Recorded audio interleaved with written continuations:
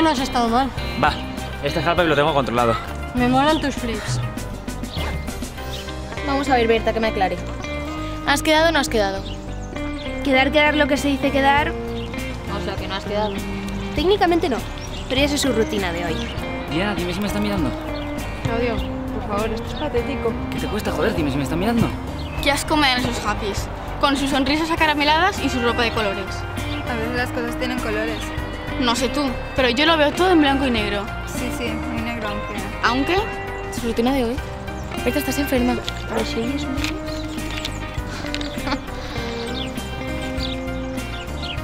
Pero si es la hora.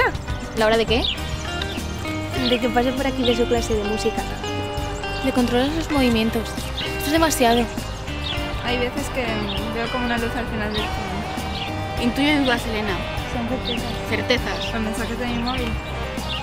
Creo que me ignora. ¿Cómo es posible, joder? Claudio, esto es humillante, tío. La quiero. Estoy enamorado de ella.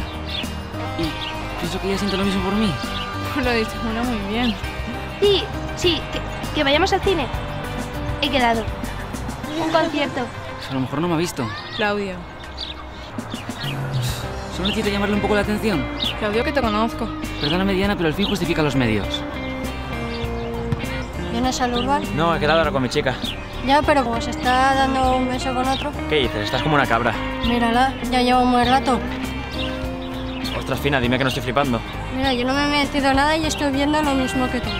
Joder, no entiendo nada. Hemos hablado esta mañana y parecía todo tan... Lo sé. Pero todo es relativo, Ernesto. Todo es relativo. ¡Buah!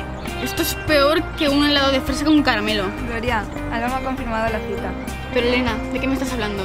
De amor, Gloria, de amor. De ese sentimiento maravilloso. Corta el rollo. Ya sabía que no estabas hecho para esto. Me piro.